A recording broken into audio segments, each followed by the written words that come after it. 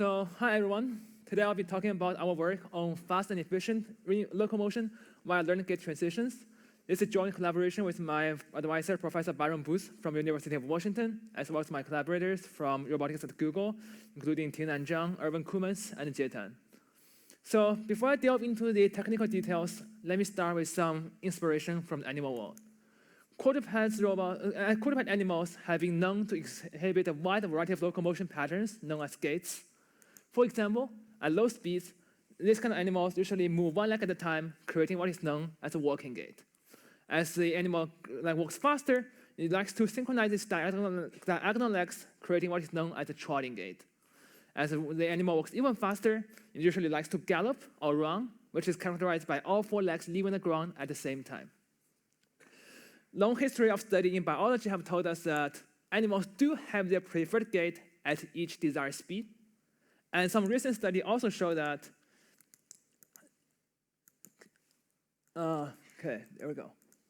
Also show that the preferred gait at each speed is actually the gait that minimizes the energy consumption. So in short, we see that animals with their naturally evolved gaits and the automatic gait transition can work quite efficiently and allow them to operate in the long term in the wild world. On the other hand, when it comes to quadruped robots, most of the controllers are still based on hand-designed gaits, and even if some of the controllers do allow gait transitions, the transitions usually are based on human external commands and cannot happen autonomously, and therefore there's still a lot of room to improve in terms of energy efficiency.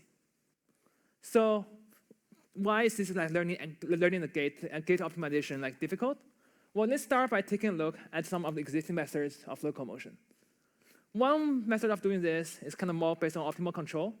We usually start by defining a physics model of the robot and then construct an optimization problem on top of it, such that the robot can track the speed and maintain balance and all this do all the desired stuff. These kind of controllers have been implemented in most of the robots recently. They are known to be highly robust, and the symmetry transfer is relatively easy. But the major bottleneck of them is that they are not really expressive. In order to make the optimization problem tractable for real-time computation, they usually can only optimize for the motor command only, and cannot optimize for the gait at the same time. On the other hand, we have the idea of learning end-to-end reinforcement learning, which gives us an automatic way of learning the policies. And as long as your policies network is deep enough, you have a very highly expressive policy that can potentially learn gaits and motor commands at the same time. However, the robustness of these kind of end-to-end trained policies are actually much lower, and you need extra effort for sim to real, such as domain randomization, meta-learning, and all those ideas. Well, in this work, we try to take the best of both worlds by presenting a hierarchical approach that uses a low-level optimal control-based controller with high-level gait policy. Therefore, our controller is highly robust, like an optimal control-based controller, and achieves zero-shot transfer. But on the other hand, we also learn a gait policy that's highly expressive, and it learns gaits and transitions automatically. And here is the pipeline.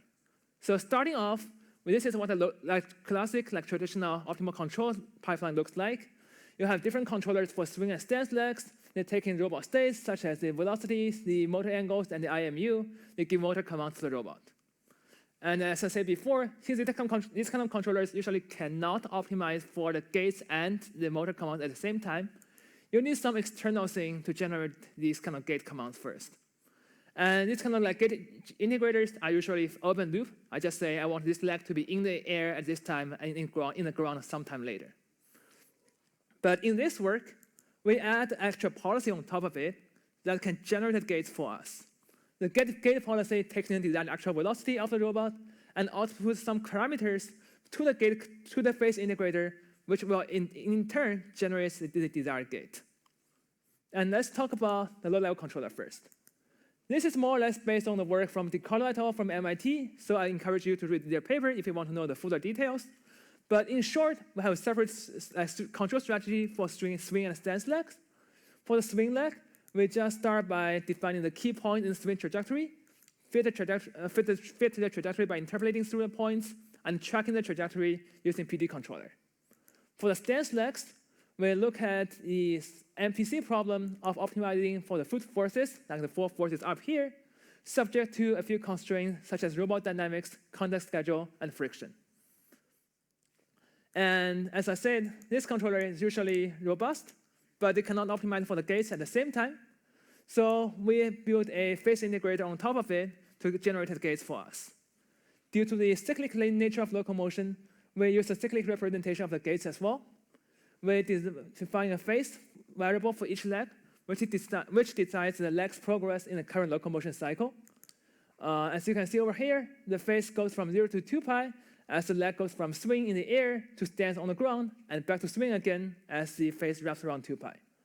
And in order to specify a gate, our gate policy specifies 3 key parameters to the gate phase integrator, which will allow us to express a wide variety of locomotion gates. And here are the parameters. The first one is the stepping frequency, which decides how fast the leg moves. As you can see on the top, if the frequency is low, the leg moves kind of slowly, leads to a peaceful, slow gait. If the frequency is much higher, the leg moves much more frequently and allows the robot to run much faster. But this is not the only parameter for generating gates. Another important one is the swing ratio, or the percentage of time that the leg spends in the swing phase in each cycle.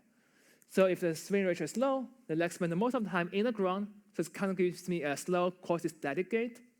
If the swing ratio is high, it spends most of the time in the air, it gives me a much more dynamic gait like jumping, galloping, or running. And finally, locomotion is not just about one leg. We need to think about the coordination between legs, which means we define phase offsets, which is just the offset of the phase of other legs compared to the front right leg. So if I set the phase offset to be all 0, all the legs are synchronized, give me this kind of weird-looking plonking gait. But if I allow my diagonal legs to be out of phase with each other, it gives me the natural trotting gait that you see in most animals. So we talk about the 3 parameters, the stepping frequency, the swing ratio, and the phase offset. Putting them together, that's the output of my gait policy. The state space is pretty simple. It's just the desired velocity and actual velocity.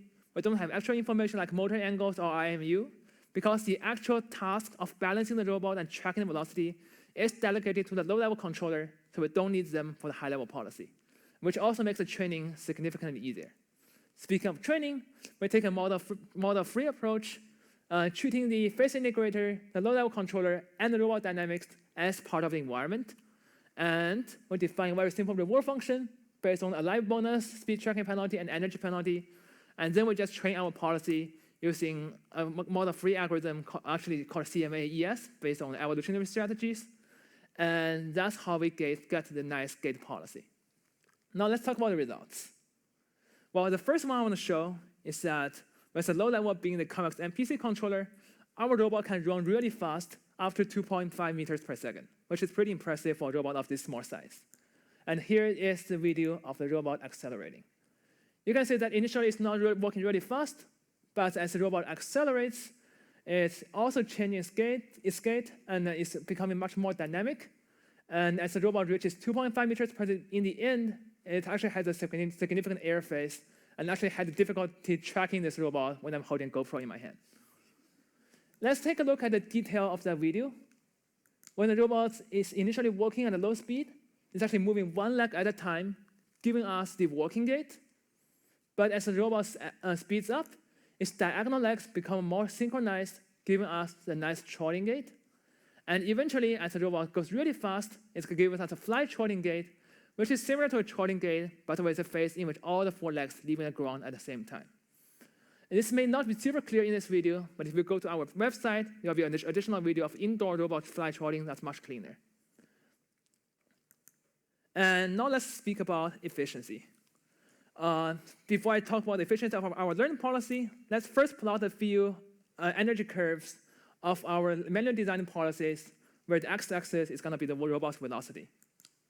Here is walking, here is slow trotting.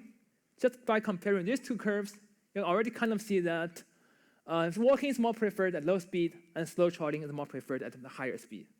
We add a few more curves here, such as rapid trotting and fly trotting, and we start to see that each speed has its preferred gait.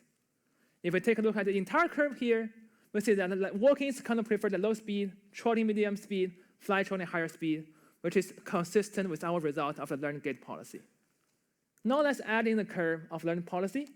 It actually achieves the most energy efficient gait at most speed ranges, and it actually elegantly interpolates between all the manually designed gates, giving us a very nice gait controller in the end. Another result I'm very excited to share is that since we're using the low-level MPC as the actual motor controller, it's actually extremely robust. And I'm just going to show you 2 examples of how robust the controller is. The first one is like classically pushing the robot. I'm actually pushing the robot really hard with a vacuum stick here. The robot does move sideways subject to my perturbation, but manages to recover from that and continues walking forward in a nice way. The other one is actually walking on a rough terrain at a speed of 1.2 meters per second using the same controller, and it's actually navigating the terrain pretty well. Notice that this kind of result has been reproduced by fully end-to-end learning-based controllers before, but like achieving the speed of this high of 1.2 meters per second is still very difficult. But I have some more ablation results in the paper, but I'm going to skip that for now due to time constraints. And in summary, I just want to say that we present a hierarchical framework that combines a high-level gait controller with a gait policy with a low-level convex MPC controller. Our framework can automatically discover the most energy-efficient gait at each speed and transitions between them naturally. And thanks to the robustness of low-level MPC controller, our result is extremely robust in the real world and achieves zero-shot sim-to-real transfer. We have additional results on our website. The code is open source. And before I end, I just want to say that we do brought this robot to London this time, and we are demoing our robot this Thursday. So if seeing the video is not exciting enough for you, please come to see our demo, and hopefully you will see the robot running on Thursday. All right.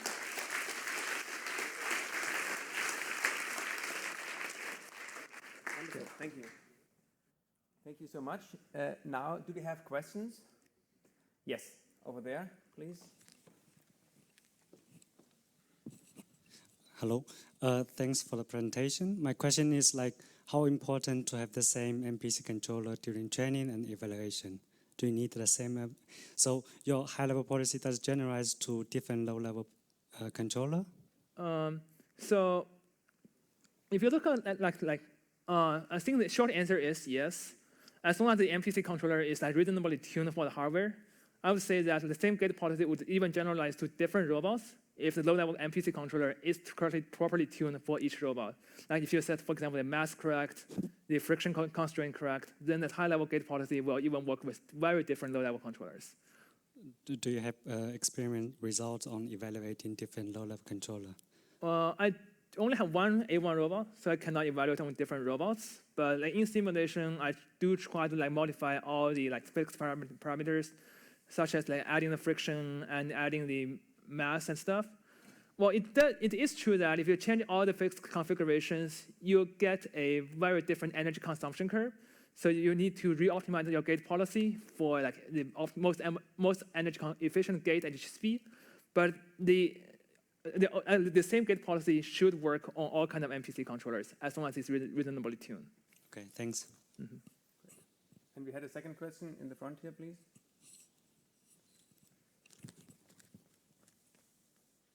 Thanks. Great work. Since you used CMS for training, did you train in simulation or directly on the robot? The training is entirely done in simulation. In simulation, and then you transfer and it works. So the transfer works because of the robust controller. Yeah, because the low-level MPC controller is extremely robust. It's actually trying to counter all the model errors and all the disturbances at all time. So that's actually what allows the zero-shot sim-to-real transfer. I believe you directly try to train in policy without any kind of consideration about sim-to-real. It's a much harder task. Mm. And how many iterations do you need? For the CMA, it's pretty short. It's roughly somewhere between 100 to 200 iterations. You will get a very nice gait policy. And in terms of work log time, if you do all the parallelizations done correctly, it can be done in less than 2 hours. Yeah.